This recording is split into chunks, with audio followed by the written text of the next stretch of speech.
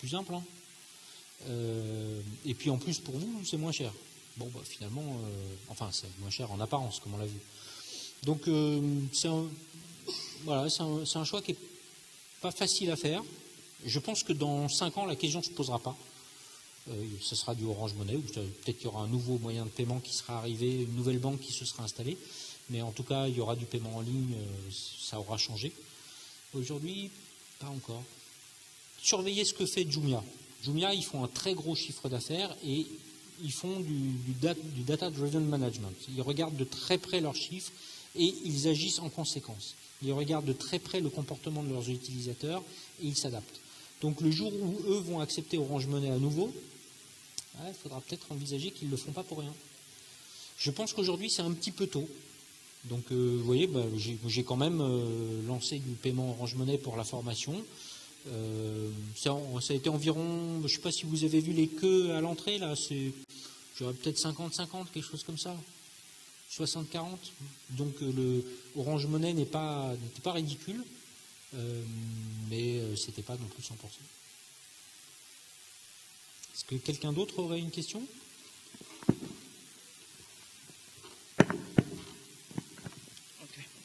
Bon, j'avais une question par rapport à...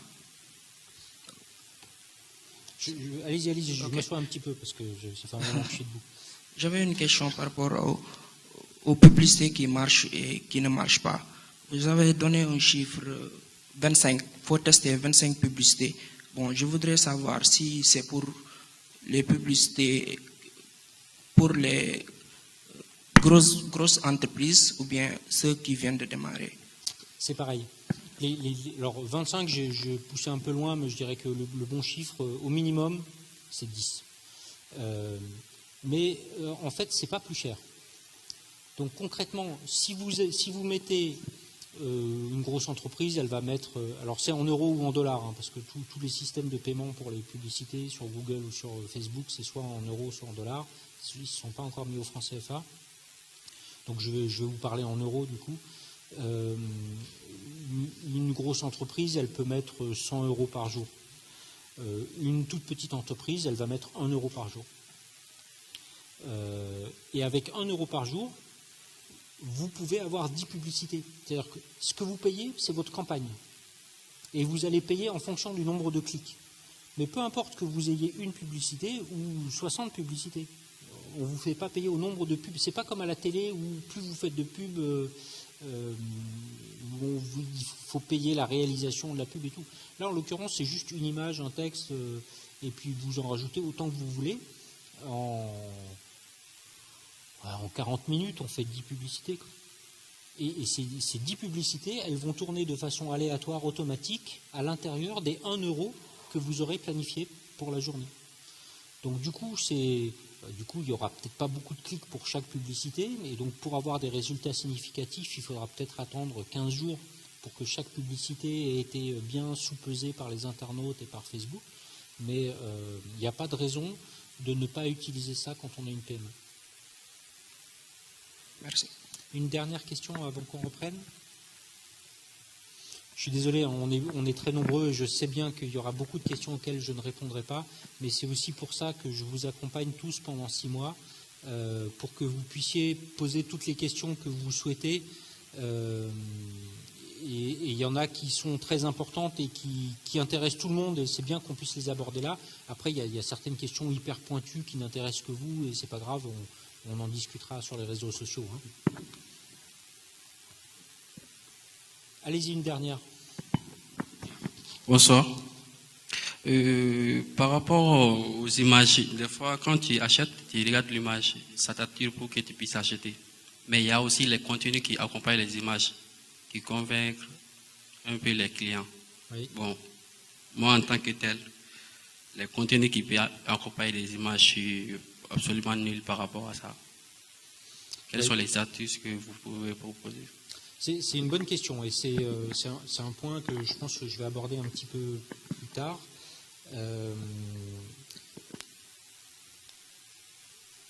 Quand vous allez sur un site web pour acheter un canapé, vous allez être convaincu par quoi? La première chose qui va vous convaincre, c'est qu'il y a une super photo d'un canapé qui a l'air magnifique. Ça, c'est le numéro 1.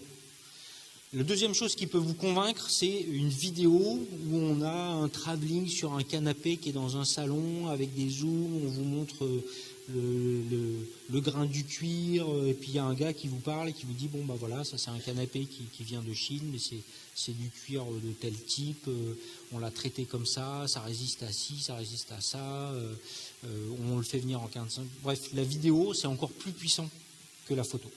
Mais ça suffit pas. Généralement, un canapé à 1,5 million, on a besoin d'un petit peu d'argent.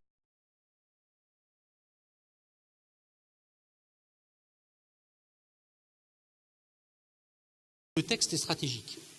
Le texte, qu'est-ce que c'est? Le texte, c'est deux choses. C'est une description objective de ce qu'est le produit. Et donc, un canapé, c'est quoi? C'est pas juste un canapé. C'est un canapé d'angle en cuir.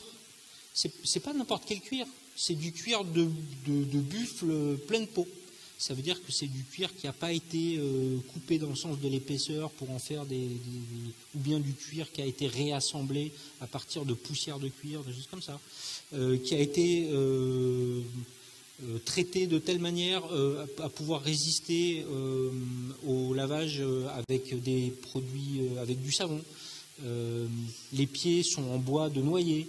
Ou bien ils sont en aluminium, ou bien ils sont en acier inoxydable. Le canapé, il fait 4,30 m sur 2,21 m et les accoudoirs sont à 80 cm et le dossier monte à temps. Il est disponible en beige clair, beige foncé, marron clair, marron foncé, noir. Il est livrable en express en 30 jours ou en normal en 48 jours. Il sera installé chez vous. Et je pourrais en fait continuer. Vous voyez que tout ça, toutes les informations que je vais vous donner, elles sont susceptibles d'être nécessaires pour un achat. Il y en a peut-être que vous ne vous posez pas la question. Mais à 1,5 million, on regarde. Et puis en fait, quel que soit le prix du produit, on veut savoir si c'est le produit original, on veut savoir si c'est un produit durable, on veut savoir en quelle matière c'est fait, on veut savoir comment l'utiliser.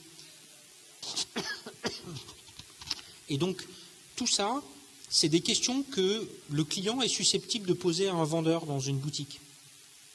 Mais sur votre site internet, il n'y a pas de vendeur. Le vendeur, c'est le site, c'est-à-dire que c'est la fiche produit.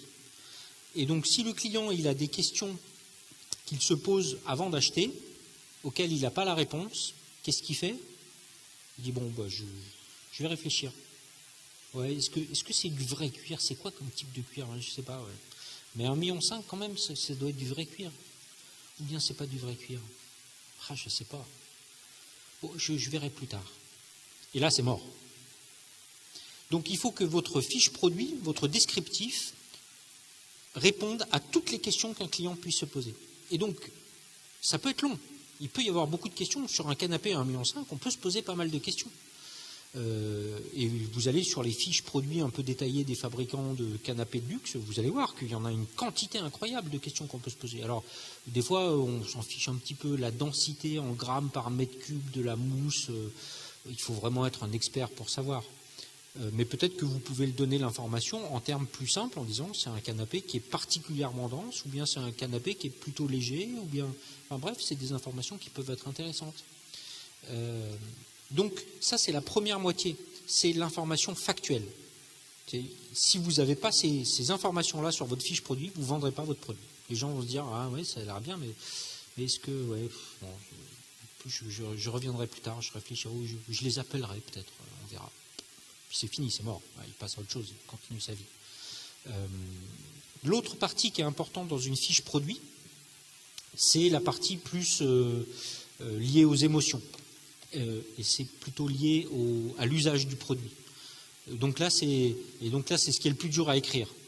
Voilà, ce canapé-là, il va poser votre salon comme étant le salon d'un grand patron. Bon, si vous dites ça comme ça fait un peu cheap, quoi.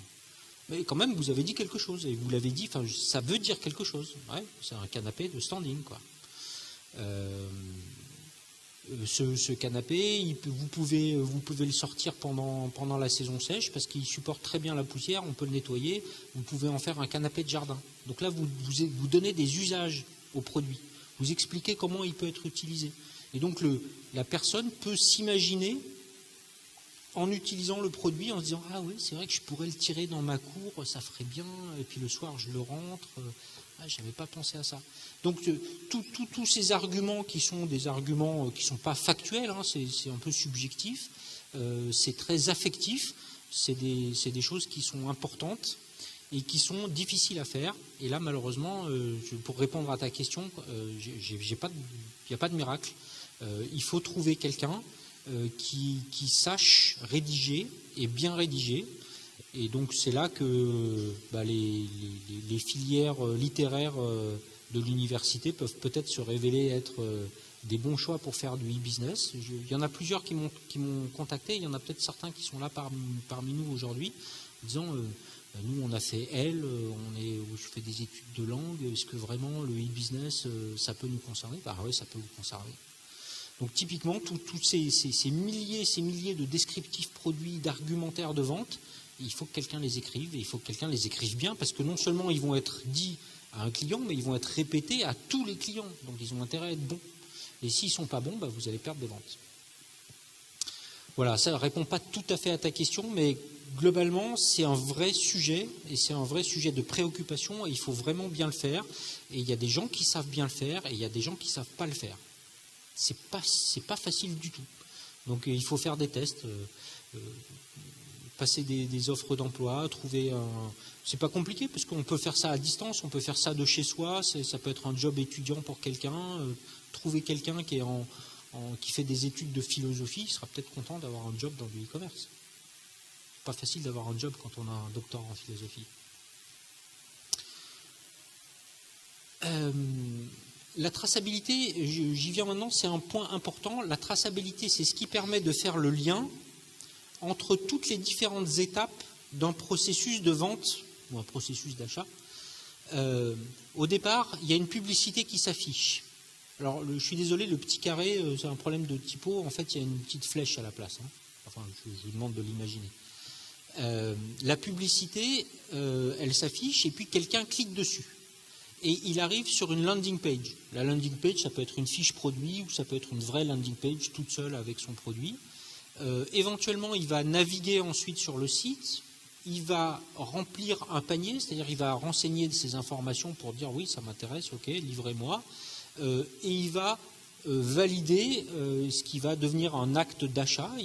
Donc il va confirmer un achat en disant ok, ce produit-là m'intéresse, livre-le-moi. Il va être livré et il va effectuer son paiement. Alors ça, c'est le modèle sénégalais. Hein. Si on était en Europe, le paiement, il serait ici. Ce qui est important, c'est de pouvoir relier le début et la fin. Pourquoi? Parce qu'on parle de publicité depuis tout à l'heure. Je suis en train de vous dire il faut dépenser de l'argent, il faut donner de l'argent à Facebook, il faut donner de l'argent à Google. Ça, je sais que ça vous fait... Vous dites dans votre tête, il est gentil, mais moi, je n'ai pas de quoi. Et en fait, vous avez de quoi. Vous auriez de quoi. Si je vous disais, pour chaque 100 francs investis sur Google, vous allez générer 3000 francs de chiffre d'affaires. Je vous le garantis, c'est comme ça, c'est un contrat. Vous me donnez 100 francs, je vous génère 3000 francs de chiffre d'affaires. Là, il n'y a pas de problème, hein, vous allez les trouver, les 100 francs. La question que vous allez vous poser, c'est je peux te donner 200 ? Je peux te donner 1000 ? Jusqu'où je peux aller ? Oui, vous n'êtes pas fou, c'est rentable, on y va. C'est rentable, on y va à fond. Mais la raison pour laquelle vous voulez me donner tout votre argent, c'est parce que je me suis engagé à ce qu'il y ait une relation directe entre l'argent que vous dépensez sur vos publicités et le chiffre d'affaires que vous générez. Or, si vous regardez bien, l'argent que vous dépensez dans la publicité, c'est ici, et puis là, et on n'a pas fini, et là, vous touchez votre argent. Et là, vous faites votre chiffre d'affaires. Et moi, malheureusement, je ne vais pas vous faire cette promesse-là de « je vous promets de faire le lien ». Ce lien, c'est à vous de le faire. Et tant que vous n'aurez pas fait vous-même ce lien, mais jamais vous allez mettre de l'argent là-dedans. Parce que si je mets de l'argent là-dedans et puis ça génère 0 ici, j'ai jeté mon argent par les fenêtres. Bah oui, vous l'aurez jeté par les fenêtres. Ce serait idiot. Par contre, peut-être que si vous mettez 100 francs là, ça génère 3000 francs là. Bon, bah on ne sait pas. Comment faire pour savoir? On peut mettre 100 francs là, on va faire de la publicité. Donc vous donnez de l'argent à une agence, ou vous demandez à votre neveu, ou vous me demandez, on vous lance une campagne. Ok. L'outil, donc Facebook par exemple, je vais beaucoup parler de Facebook parce qu'aujourd'hui c'est le plus efficace et le moins cher, celui qui donne le coût au clic le plus intéressant. Donc ça ne sert pas tellement de parler de tout le monde quand il y en a un qui est meilleur que les autres. Ça changera peut-être dans le temps, hein. Google est en train d'essayer de rattraper son retard. Donc Facebook va vous indiquer le nombre de clics. Donc Facebook il vous dit ok, vous avez payé 1 €, je vous ai envoyé 100 clics. Donc en fait je vous ai envoyé 100 visiteurs vers votre landing page. Bon, bah ok, vous savez qu'il y a 100 visiteurs qui sont allés sur votre landing page. Et puis le soir vous faites une commande, vous faites une vente de 100 000 francs. Bon, oui, c'est bien, mais est-ce que c'est les 100 visiteurs-là qui ont fait la vente? J'en sais rien. Eh bien, c'est ça le problème, c'est que vous n'en savez rien.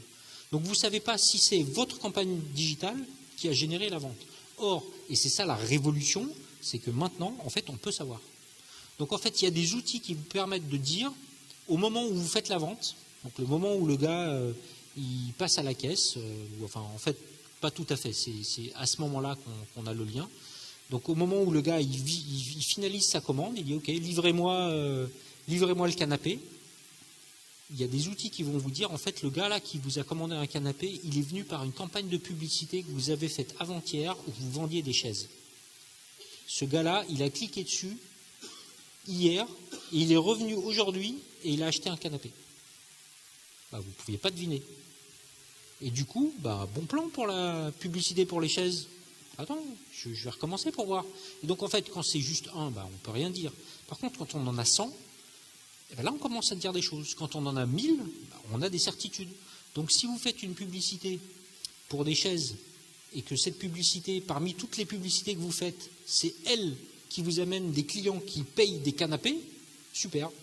Cette publicité-là est géniale, à condition que le prix que vous avez payé pour cette publicité soit amorti par le chiffre d'affaires que vous faites la publicité sur les chaises soit amorti par le chiffre d'affaires des canapés. Mais à ce moment-là, ce que vous allez faire, c'est on arrête toutes les autres publicités, on garde que la publicité sur les chaises, parce que je ne sais pas, vous avez des chaises super sexy et que tout le monde clique dessus, tout le monde, quand il voit ces chaises, il dit il faut que je vois ça. Et puis au final, les gens, ils n'ont pas vraiment besoin de chaises, mais ils ont besoin de canapés. Donc au final, sur votre site, ils finissent par acheter des canapés. Et donc ce qui est important, c'est de relier le budget marketing avec le chiffre d'affaires, de façon à calculer ce qu'on appelle le taux d'acquisition. Donc le taux d'acquisition, c'est la division du budget marketing par le chiffre d'affaires. Donc vous avez dépensé 100 000 francs de budget marketing sur le mois. Les gens qui ont cliqué sur les campagnes marketing en question ont généré 10 millions de chiffre d'affaires. Et donc le taux d'acquisition, c'est juste le budget marketing divisé par le chiffre d'affaires. Plus le taux d'acquisition est élevé, ça veut dire plus votre marketing vous coûte cher. Plus le taux d'acquisition est bas, plus votre marketing est économique par rapport au chiffre d'affaires qu'il représente. Donc par exemple, si vous avez un taux d'acquisition de 1%, ça veut dire que pour 1 franc, vous générez 1 franc de campagne digitale, de campagne marketing, vous générez 100 francs de chiffre d'affaires. Et ça, si je vous dis que j'ai une super solution pour vous à 1% de taux d'acquisition, vous allez me dire, génial, je vais voir, ça m'intéresse. Combien je peux mettre? Parce que 1%, ça veut dire que 1 franc mis égale 100 francs de chiffre d'affaires, tout le monde sait faire le calcul, c'est une super affaire. Inversement, je vous dis que j'ai un médium, j'ai un support de campagne avec un taux d'acquisition de 10%. C'est-à-dire que sur votre typologie de produit, si vous mettez 10 francs de campagne, je génère 100 francs de chiffre d'affaires. Bon, là, c'est moins intéressant déjà. Ça peut être encore intéressant sur certains produits, mais si vous vendez des smartphones avec des marges de 5%, là, ça ne vous intéresse pas du tout. Si vous vendez des chaussures Nike avec une marge de 50%, là, c'est intéressant. Donc ça dépend de vos produits. Par contre, si je vous dis, bon, moi j'ai un taux d'acquisition de 40%, tu mets 40 francs, je te donne 100 francs de chiffre d'affaires, bon là, c'est pas intéressant du tout. Parce que c'est jamais rentable. Vous n'allez pas dépenser 40 francs pour faire rentrer 100 francs de chiffre d'affaires. Parce que votre marge, elle n'est pas de 100 francs. Elle est de 20 francs peut-être. Et donc, ce qui est fondamental pour pouvoir dépenser de l'argent, pour pouvoir payer des campagnes marketing, c'est d'avoir la certitude que ces campagnes génèrent du chiffre d'affaires. Donc, c'est d'avoir quelque part dans votre système d'information quelque chose qui vous dit, là, on a dépensé 75 € chez Facebook, ça a généré 75 000 € de chiffre d'affaires. Ok, génial. On recommence tout de suite, on accélère, on augmente combien on peut mettre. Inversement, là, on a dépensé 100 €, on a généré 200 € de chiffre d'affaires. Ou on arrête. Ok ? Donc, ça vous permet de savoir si oui ou non vous voulez dépenser votre argent, parce que si oui ou non, c'est rentable. Et si ce n'est pas rentable, surtout ne dépensez pas votre argent. Mais si c'est rentable, allez-y. Ça vous fait mal de donner de l'argent à Facebook? Moi, ça m'est arrivé de donner 3 millions par mois à Facebook et d'en être très content. Et mon patron, la première fois qu'il a vu mes dépenses Facebook, il est tombé par terre. Il m'a dit, mais tu es fou, mais qu'est-ce que tu fais? 3 millions Facebook? On n'a jamais fait ça. Je lui ai dit, mais attends, mais j'ai le chiffre d'affaires en face. Il a fait, on ne peut pas mettre plus. Et ce patron-là, c'est vous. C'est-à-dire que vous, à partir du moment où vous allez voir cette traçabilité-là, ce rapport entre budget et chiffre d'affaires, bah, vous allez trouver l'argent. Non? Si on vous dit que vous me donnez 1 million, je t'en donne 100, bah, le million, vous allez le trouver ce soir. Hein.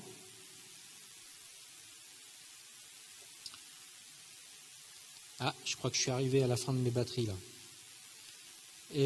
Quelqu'un a des petites piles AAA?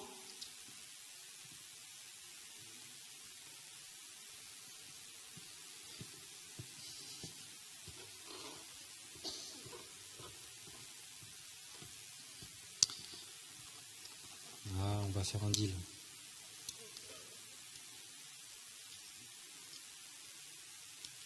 Merci beaucoup. Je te laisse ma vieille pile. Faut pas gâcher. Enfin, faut pas polluer.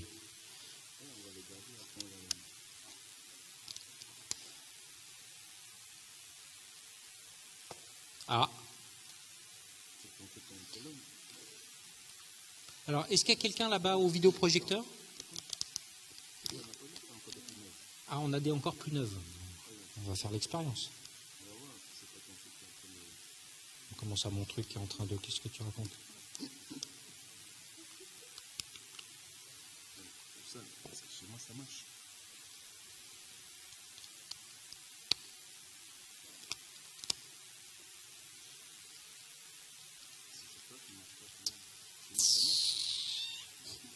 Chez moi, ça marche. Ah, mais je vois bien que c'était des piles toutes neuves. Bon, donc on a un petit problème. Est-ce qu'on a quelqu'un au premier étage, là-haut?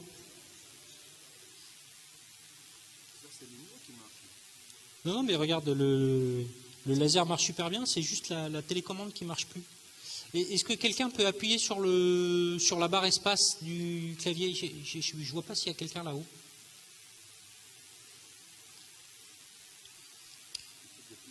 Normalement, il y a mon fils Henri qui était aux commandes. Il est démissionnaire?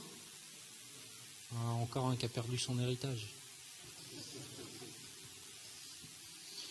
On va y arriver, on va trouver un volontaire. Mais cela dit, si on ne trouve pas, si quelqu'un veut monter là-haut, en fait, il aura une meilleure vue que de là où il est. Je vous vends le truc.